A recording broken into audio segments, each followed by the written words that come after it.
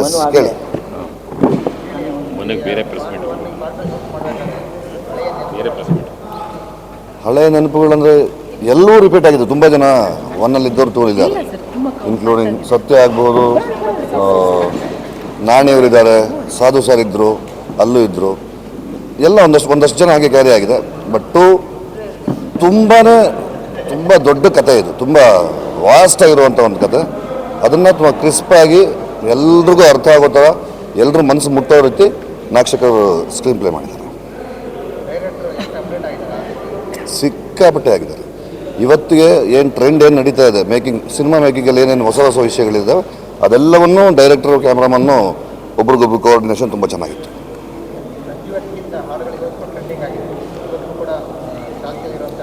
100% ತುಂಬ ನಂಬಿಕೆಯಿಂದ, ವಿಶ್ವಾಸದಿಂದ ಹೇಳ್ತೇನೆ.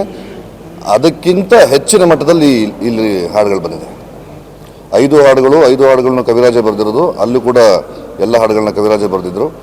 ಇಲ್ಲಿ ಶ್ರೀಧರ್ ಸಂಭ್ರಮ್ ಮ್ಯೂಸಿಕ್ ಮಾಡಿದ್ದಾರೆ, ನಮ್ಮ ಬಜರಂಗಿ ಮೋಹನ ಮಾಸ್ಟರ್. ಅದಕ್ಕೆ ಸತ್ಯನ್ ಕ್ಯಾಮ್ರಾ ವರ್ಕ್ ಬಗ್ಗೆ ನಾವೇನು ಹೇಳುವಂಗಿಲ್ಲ. ಇವತ್ತಿನ ಹೊಸ ಎಕ್ವಿಪ್ಮೆಂಟ್ಗಳೆಲ್ಲ ಇಲ್ಲಿ ಬಳಸಿದ್ದಾರೆ. ಬಟ್ ಅದರೆಲ್ಲದರ ಹಿಂದೆ ನಿಂತು ಕುಮಾರ್ ಅವರು ಪ್ರತಿಯೊಂದು ವಿಭಾಗದಲ್ಲೂ ಅವರು ಕೆಲಸ ಮಾಡಿದ್ದಾರೆ.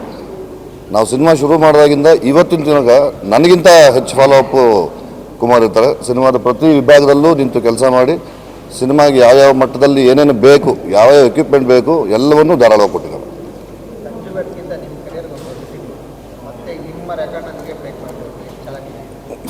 ಏನು ಚಾಲೆಂಜ್ ಇಲ್ಲ.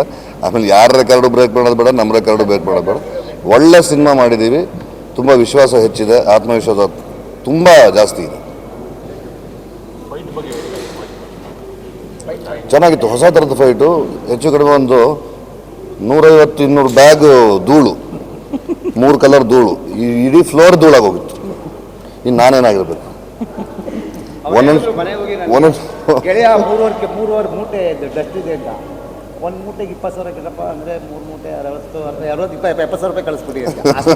ಅಂದರೆ ಅದರಲ್ಲಿ ಬಾಂಬ್ ಬೇರೆ, ಪೌಡ್ರ್ ಬಾಂಬ್ಗಳು ಬೇರೆ ಬ್ಲಾಸ್ಟ್ ಆಗ್ತಾ ಇರ್ತದೆ. ಇಲ್ಲೇನೆ ಆ ಬೆಂಕಿ ಉಂಡೆಗಳು ಹೋಗ್ತಾ ಇರ್ತವೆ.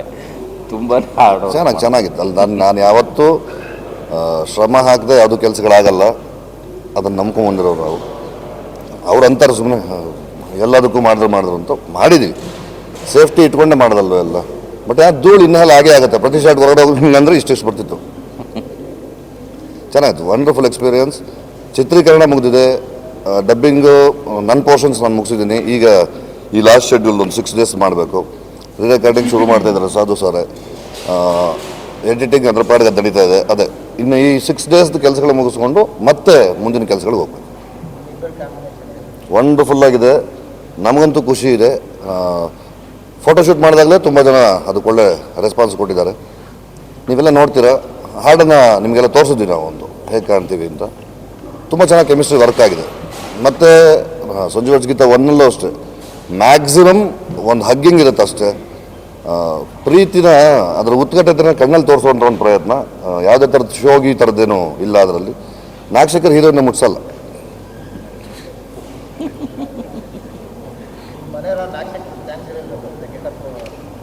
ಓ ಅಮ್ಮ ಮಗಳಿಬ್ಬರು ತುಂಬ ಖುಷಿ. 8 ವರ್ಷದಿಂದ ಈಗ ಮುಕ್ತಿ.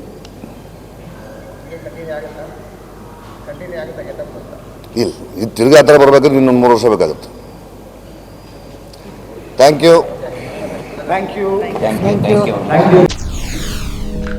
SS TV ಸಿನಿಮಾ ಜಗತ್ತಿನ ಕ್ಷಣ ಕ್ಷಣದ ಸುದ್ದಿಯೊಂದಿಗೆ.